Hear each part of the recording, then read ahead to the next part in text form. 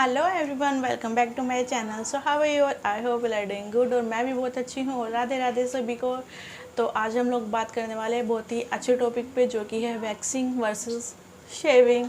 कि हमें क्या करना चाहिए, वैक्सिंग करनी चाहिए या फिर शेविंग करनी चाहिए। तो लेट ना करते हुए फटाफट से अपनी वीडियो स्टार्ट करते हैं। और हाँ, अगर आप सब मेरे चैनल पे न्यू हो तो प्लीज़ चैनल को सब्सक्राइब कर देना और मुझे इंस्टाग्राम पे भी फॉलो कर लेना अच्छी अच्छी रील्स देखने के लिए। तो फटाफट से वीडियो स्टार्ट करते हैं। सबसे पहले बात कर लेते हैं हम वैक्सिंग की, कि वैक्सिंग क्यों करनी चाहिए, क्या बेनिफिट्स हैं, और शेविंग क्यों नहीं करनी चाहिए, उसमें क्या बेनिफिट्स नहीं हैं। तो आज हम दोनों के बारे में बात करने वाले हैं। तो आप सबको पता होगा कि शेविंग कितना इजी सा मेथड है। आप फटाफट से 5-10 मिनट में कर सकते हो, किसी भी टाइम कर सकते हो और किसी भी जगह कर सकते हो। वैक्सिंग के लिए क्या है कि आपको पार्लर जाना पड़ेगा, घर पे करनी पड़ेगी, ये आपको चीज़ें ध्यान रखनी पड़ेंगी थोड़ी। और आपको काफ़ी सारी चीज़ें चाहिए होती है, लाइक वैक्स चाहिए होती है, वैक्सिंग स्ट्रिप चाहिए होती है, बहुत सारी चीज़ें, वैक्स हीटर चाहिए। तो आइए सबसे पहले हम लोग बात करेंगे वैक्सिंग की प्लस पॉइंट के बारे में। मीन्स कि ये कैसे हमारे लिए अच्छी है और यूज़फुल कैसे है। अगर हम वैक्सिंग करते हैं तो आप सबको पता होगा कि हमारी स्किन एक तरीके से एक्सफोलिएट हो जाती है। जो डेड स्किन सेल्स हैं वो निकल जाते हैं, रिमूव हो जाते हैं, जबकि शेविंग में ऐसा नहीं होता। और हमारी स्किन बिल्कुल स्मूथ हो जाती है, मक्खन मलाई जैसे बिल्कुल स्मूथ हो जाती है। और जैसे कि हम सबको पता है कि अगर हम वैक्सिंग करते हैं तो वैक्सिंग का रिज़ल्ट 3 to 4 वीक्स तक रहता है। बाकी आपके हेयर ग्रोथ के ऊपर डिपेंड करता है कि आपकी हेयर ग्रोथ कैसी है। लेकिन फिर भी जैसे मैं अपनी बात करूं कि अगर मैं वैक्स करती हूं तो मेरे को 1 मंथ लग जाता है अच्छे से ग्रोथ आने में, और कभी कभी उससे ज़्यादा भी टाइम लग जाता है। अगर हम नॉर्मली भी एवरेज के हिसाब से देखें सबके, तो अगर आप वैक्स करते हो तो 3 to 4 वीक्स वो आपकी रहेगा उसका रिज़ल्ट वैक्सिंग का, इतनी ग्रोथ नहीं आ पाती। और अगर हम कंपैरिजन करें कि अगर हम वैक्सिंग करते हैं, ठीक है, तो हमारे हेयर की ग्रोथ कैसी होती है। मैं अपनी बात करके चलूँ, अपना बताती हूँ मैं आपको कि अगर मैं वैक्सिंग करती हूँ तो मेरी हेयर ग्रोथ काफ़ी कम आती है और थिन हेयर्स आते हैं बहुत ज़्यादा। लेकिन अगर शेविंग करें तो बिल्कुल अपोजिट हो जाता है। तो अब हम देख लेते हैं कि शेविंग के क्या क्या फ़ायदे हैं, क्या क्या प्लस पॉइंट हैं। शेविंग क्विक एंड इजी होती है। आप इसको कभी भी कहीं भी किसी भी टाइम कर सकते हो। अगर आपको कहीं जाना पड़ जाए अभी 1 घंटे बाद और आपके पास वैक्सिंग का टाइम नहीं है, तो आप फटाफट से अपना रेज़र उठाओ और फटाफट से कर सकते हो। अगर घर पे करने का टाइम नहीं हो तो आप अपना रेज़र साथ में लेके जा सकते हो, वॉशरूम में जाके आराम से कहीं भी कर सकते हो। और अगर एक तरीके से देखा जाए तो रेज़र्स और शेविंग क्रीम की जो कॉस्ट होती है वो काफ़ी ज़्यादा कम होती है। अगर आप सैलून से वैक्स करा रहे हो तो जैसे मान लो हम एक बार वैक्स कराने जाते हैं, अगर सिर्फ हम हाथों की वैक्स कराने जा रहे हैं तो हमारे 200 रुपये आराम से लग जाते हैं। कम से कम मैं 200 बता रही हूँ, उससे ज़्यादा तो वैक्स के ऊपर डिपेंड करता है कि आप लोग कौन सी वैक्स करा रहे हो, रीका करा रहे हो या फिर कोई भी वैक्स आप चूज़ कर सकते हो, उसके ऊपर प्राइसेस डिपेंड करते हैं।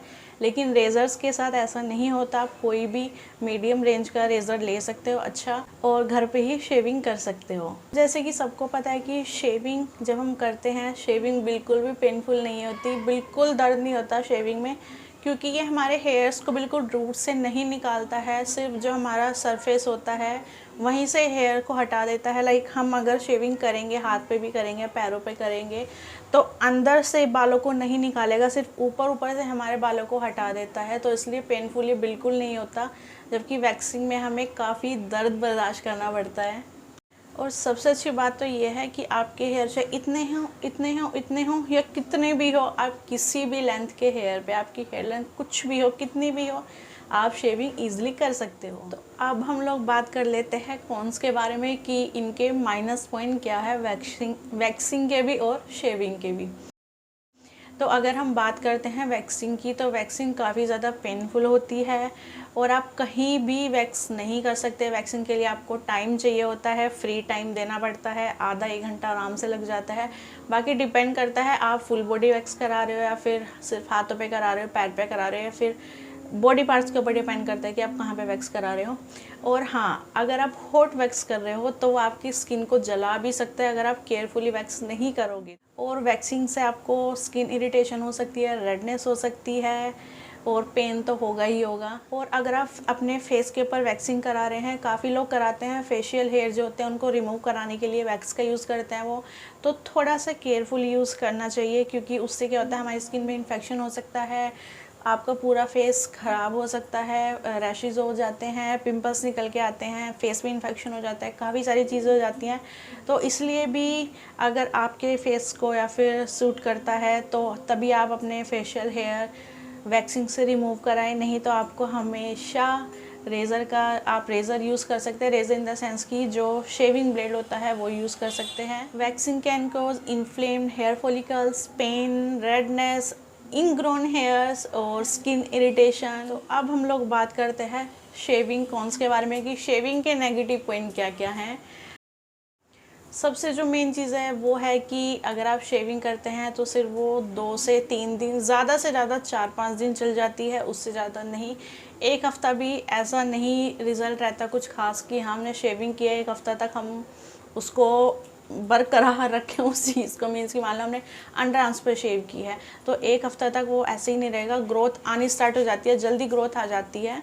और अगर आप शेविंग कर रहे हो और आप पुराने ब्लेड्स और डल ब्लेड्स यूज़ कर रहे हो तो आपको इन्फेक्शन का, स्किन इरिटेशन का थोड़ा सा खतरा रहता है और कर्स लगने के भी चांसेस रहते हैं बहुत ज़्यादा। Shaving can cause inflamed hair follicles and razor burn, skin irritation, itching, ingrown hairs. तो थोड़ी सी ये दिक्कतें हैं जो हम शेविंग में हमें फेस करनी पड़ सकती हैं, लेकिन कुछ दिक्कतें हमें वैक्सिंग में भी फेस करनी पड़ती है, इसलिए दोनों अपनी अपनी जगह सही हैं।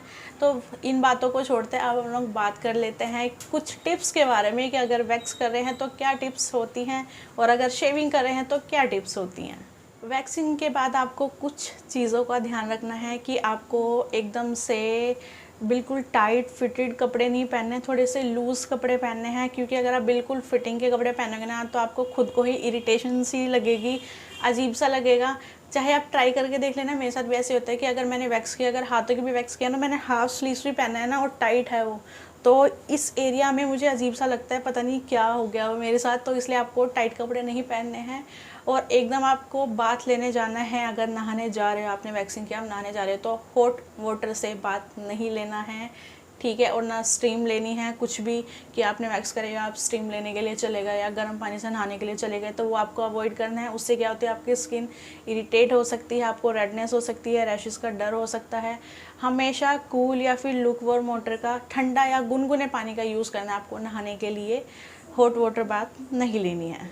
जिस एरिया पे आपने वैक्स किया है, फॉर एग्जांपल आपने अंडरआर्म से वैक्स किया है और आप अगर परफ्यूम यूज़ कर लोगे ना, फिर तो ओ हो मतलब सर्व सत्यानाश हो जाएगा। इतनी स्किन इरिटेट करेगी ना आपकी, वो आपको खुद भी पता होगा, क्योंकि मेरे साथ भी हुआ है कि अगर हम वैक्स कर रहे हैं और परफ्यूम यूज़ कर लिया ना तो बहुत जलन होती है, बहुत ज़्यादा जलन होती है। इसलिए आपको परफ्यूम या फिर कोई भी सेंट वेंट फलाना ढिमकाना कुछ भी यूज़ नहीं करना है।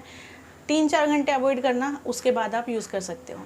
वैक्सिंग करने के बाद आपको मॉइस्चराइज़र ज़रूर यूज़ करना है। आप कोई भी मॉइस्चराइज़र यूज़ करो जो आपका मनपसंद हो, फेवरेट हो आपका, लेकिन हमेशा याद रखना कि अगर आपने वैक्सिंग की है तो अपनी बॉडी को अच्छे से मॉइस्चराइज़ कर लो। हाथ हो, पैर हो या फुल बॉडी वैक्स हो या अंडर आर्म्स ही क्यों ना हो, ठीक है, तो आपको बॉडी को वैक्स मॉइस्चराइज़ ज़रूर कर लेना है। तो अब हम बात करते हैं शेविंग टिप्स के बारे में कि अगर आप शेविंग कर रहे हो तो आपको क्या करना है और क्या नहीं करना है। सबसे ज़रूरी बात मैं आपको बताती हूँ कि अगर आप शेविंग कर रहे हो तो कभी भी गंदा ब्लेड या रेज़र यूज़ नहीं करना है, उससे आपकी स्किन बिल्कुल ख़राब हो जाएगी, रैशेज़ हो जाएंगे, आपको रेडनेस हो जाएगी और रेज़र बर्न भी हो सकता है। और अगर आपकी स्किन सेंसिटिव है तो आपको मॉइस्चराइजिंग प्रोडक्ट्स ही यूज़ करने हैं। ऐसे प्रोडक्ट्स आपको यूज़ नहीं करने जो आपकी स्किन को ड्राई बना दे, मतलब बेकार कर दे आपकी स्किन को। तो सेंसिटिव स्किन वाले थोड़ा सा शांति से चुन के अपने लिए प्रोडक्ट्स ख़रीदना अगर आप शेविंग कर रहे हो तो, ठीक है। जब भी आप शेविंग करो याद रखना कि आपको, मान लो अभी मैं ऐसे खड़ी हूँ, मेरा मन कर रहा है मेरे को शेविंग करनी है तो मैं लाके सीधा रेज़र मार दूँगी अपनी बॉडी के ऊपर, नहीं। शेविंग क्रीम या शेविंग जेल लगाना है, वो नहीं है तो आप एलोवेरा जेल यूज़ करो। अगर मैं अपने फेशियल हेयर रिमूव करती हूँ तो मैं खुद एलोवेरा जेल का यूज़ करती हूँ, जो कि सबसे बेस्ट होता है हमारी स्किन के लिए। एलोवेरा जेल कोई साइड इफ़ेक्ट भी नहीं करेगा आपके ऊपर, तो आप एलोवेरा जेल यूज़ कर सकते हो। नहीं तो आप शेविंग क्रीम या शेविंग जेल यूज़ कर सकते हो, कोई भी जो आपके पास हो, नहीं तो अपने पापा या भाई का यूज़ कर लेना, काम आ जाएगा वो भी, ठीक है, अगर आपके घर पे हो तो। उसके बाद आपको रेज़र या ब्लेड कुछ भी यूज़ करना है। नहीं तो अगर आप ड्राई स्किन पे यूज़ करोगे तो आपको कट लगने का डर रहेगा और ब्लेड इतनी स्मूथली चल भी नहीं पाएगा, तो इसलिए आपको पहले अपनी स्किन को वेट कर लेना है। और शेविंग के बाद भी आपको हॉट वाटर यूज़ नहीं करना, कूल वाटर यूज़ करना है। गुनगुना भी मत करना क्योंकि थोड़ा सा अजीब सा लगेगा। वैक्सिंग के बाद तो आप गुनगुना पानी यूज़ कर सकते हो, लेकिन गर्म पानी ना तो आपको वैक्सिंग के बाद यूज़ करना, ना आपको शेविंग के बाद यूज़ करना। और हाँ, एक सबसे अच्छी टिप देती हूँ, अगर आप शेविंग करने वाले हो और उससे पहले अपनी स्किन को एक्सफोलिएट कर लेते हो तो बहुत बेस्ट रहेगा आपके लिए और आपकी स्किन के लिए भी। क्योंकि अगर आप एक्सफोलिएट कर लोगे ना तो आराम से ईजिली स्मूथली अपने हेयर्स को रिमूव कर पाओगे आप लोग। और शेविंग करने के बाद आपको एक बार दोबारा से अपनी बॉडी के ऊपर एलोवेरा जेल आप यूज़ कर सकते हो। कोई भी ऑयल हो, फेशियल ऑयल हो या बॉडी ऑयल हो जो आप यूज़ करते हो वो यूज़ कर सकते हो। उससे क्या होगा, आपके जो पोर्स ओपन हुए हैं वो क्लोज़ हो जाएंगे और आपको ऐसा कुछ इरिटेशन वगैरह कुछ फील नहीं होगी। तो बस यही कुछ चीज़ें हैं जो आपको ध्यान रखनी है और इसकी हेल्प से आप वैक्सिंग भी इजीली कर पाओगे और शेविंग भी आसानी से कर पाओगे। बाकी मैंने कुछ फ़ोटोज़ भी लगाई हैं जिससे आपको काफ़ी हेल्प मिलेगी और आपको अपने क्वेश्चंस के जवाब मिल गए होंगे। तो आप शेविंग भी कर सकते हो, वैक्सिंग भी कर सकते हो। लेकिन अगर मैं अपनी तरफ से वोट दूँ तो मैं वैक्सिंग को वोट दूँगी। अगर हमारे पास टाइम है, जगह है, सब कुछ है तो आप वैक्सिंग को प्रेफरेंस दीजिए। आसानी से हो जाती है, बहुत ज़्यादा टाइम नहीं लगता। लेकिन अगर आपको बाहर जाना और आपके पास टाइम नहीं है तो आप शेविंग करके जा सकते हो। तो अब आप लोगों से मिलूंगी मैं अगली वीडियो में। अगर आपको वीडियो पसंद आई हो और आपके काम आई हो, यूज़फुल लगी हो आपको, तो प्लीज़ वीडियो को लाइक कर देना और चैनल को सब्सक्राइब कर देना और वीडियो को लाइक करके ज़रूर जाना, ठीक है। और बेल बटन को भी प्रेस कर देना ताकि आप लोगों के पास मेरी वीडियोज़ की नोटिफिकेशन पहुँच जाए। तो मिलते हैं अगली वीडियो में, तब तक के लिए बाय बाय।